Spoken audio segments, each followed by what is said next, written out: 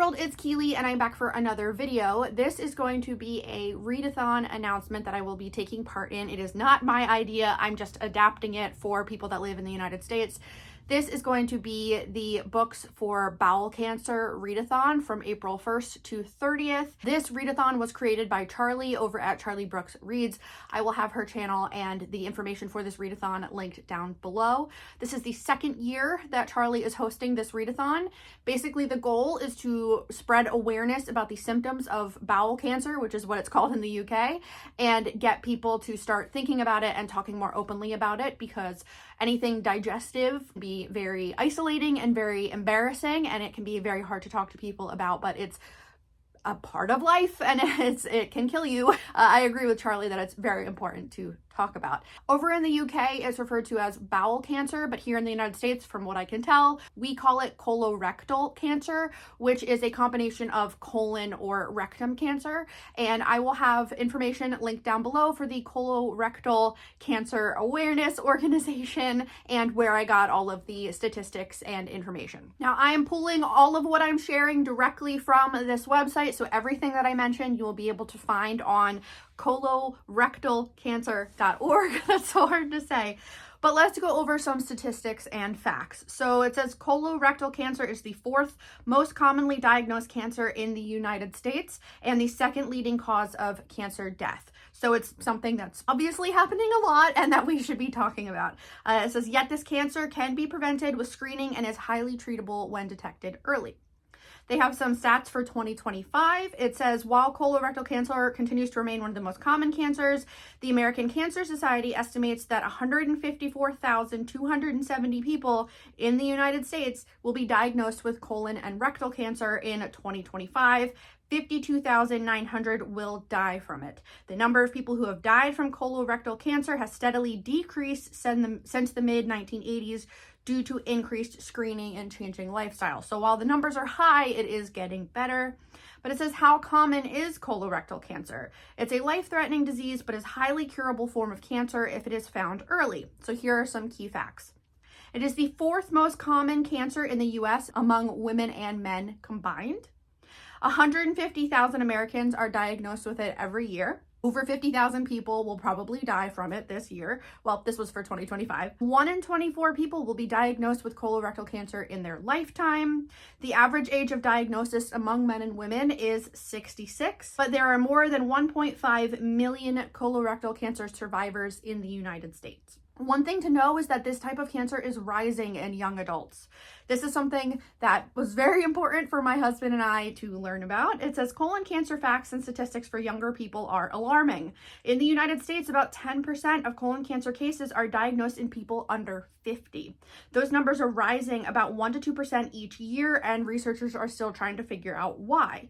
Young adults are the only population group experiencing an increase in colorectal cancer, and it's currently the deadliest cancer among young men and the second deadliest cancer among young women. There are also some race and ethnicity considerations when you're talking about colorectal cancer. Colon cancer impacts some demographics more than other. Black Americans have the second highest mortality and incidence rates of colorectal cancer in the United States. They are 35% more likely to die from colorectal cancer and 15% more likely to develop it than non-Hispanic white people. Let's go into the health equity statistics, because I think these are also very, very important to talk about. So it says colorectal cancer has a greater than 90% survival rate with early detection and treatment, but disparities limit access to equitable screening and treatment for many, particularly Black Americans, American Indian, Alaska Natives, and underserved Americans who are disproportionately affected by disease. Data shows us the impact of these disparities. Black Americans are 15% more likely to get colorectal cancer and 35% more likely to die from it. Hispanic Americans are screened at lower rates, with only slightly more than 50% of those eligible checked for colorectal cancer.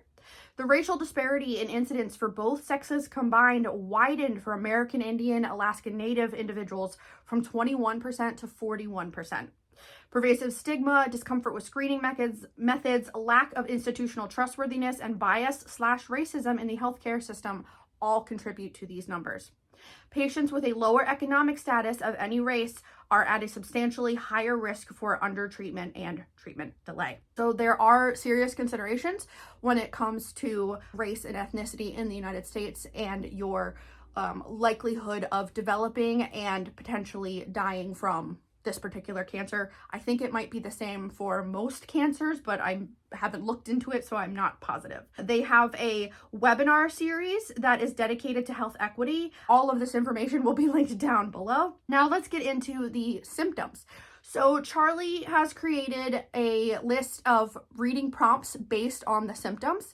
The symptoms are very similar in the United States than they are to the UK. They're just worded slightly differently. So I want to make sure that if you're in the United States, you know what these symptoms are. These top 5 symptoms that the Colorectal Cancer Organization is identifying. First thing to note, and this is at the top of their symptoms page, is that there may be no symptoms. Early stage colon cancer and rectal cancer often show no symptoms. Polyps or colorectal cancer tumors may be present without any signs, which is why it's important to get screened. And they have information on how to talk about screening with your doctor.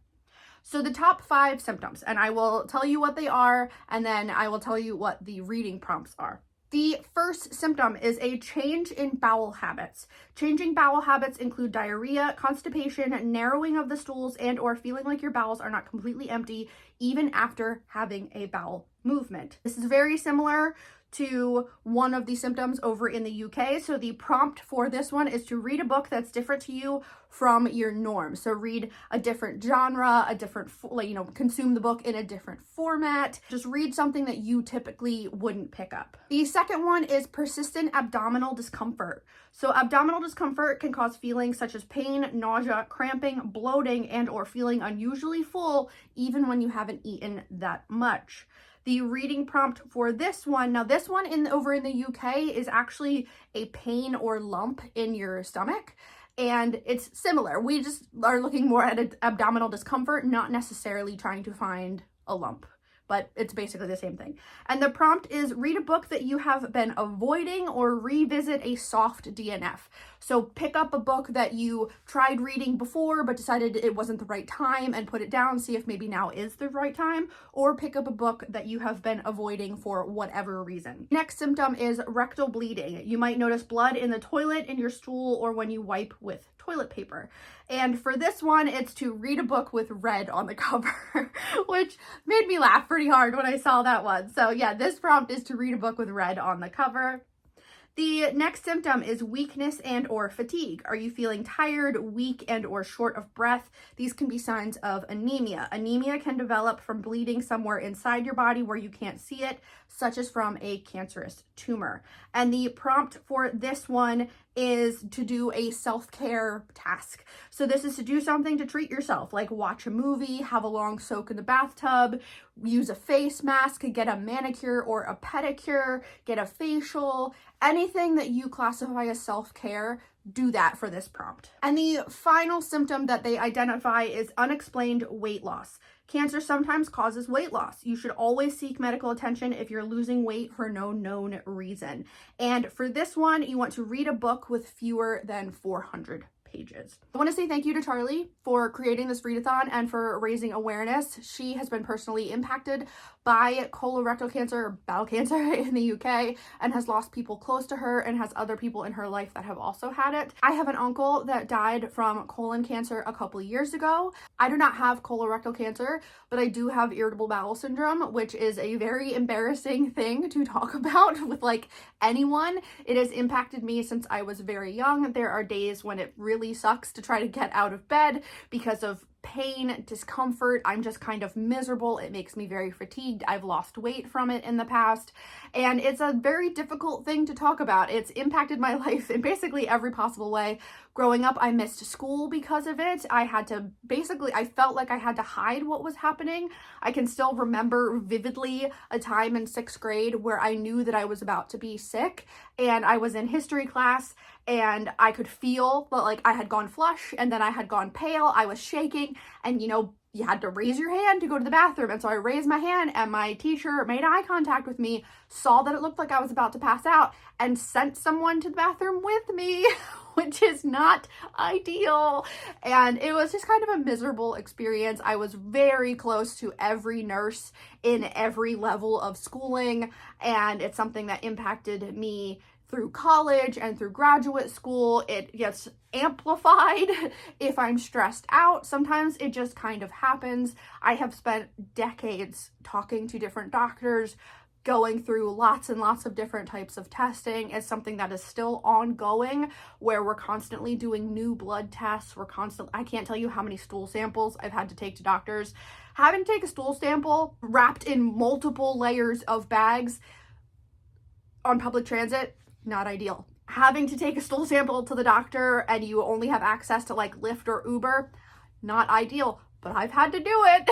My mom had to do it when I was growing up, and it's a very embarrassing, uncomfortable thing to talk about, but it's a reality, and it's something that I deal with on a regular basis. And I even have a sweatshirt that my husband got me that says my tummy hurts, but I'm being really brave about it, because there are days where I am just miserable. And I feel like, right now I feel fine. I don't have any stomach cramps today, but I have been trying to learn to be more verbal about it and say out loud to whoever I'm with, typically my husband, like, today is a day when I am in pain. I'm standing here talking to you, I'm doing dishes, I'm working all of that, and I'm at about a 5.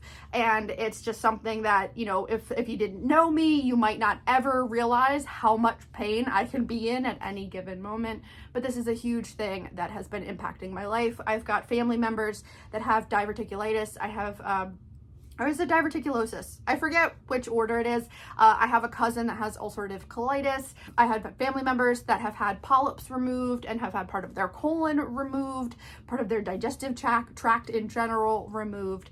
And it's just a huge part of my life and something that is very scary to consider. I had a colonoscopy a couple years ago, specifically because of the rising rates of colon cancer in people under the age of 50. And given my long history of having issues and going to so many doctors, my current primary care doctor was like, you know what? I think we should get you let's just get one on the books, say that you've done it. And then now from here on out, every time that I get one, we can compare it to my initial one.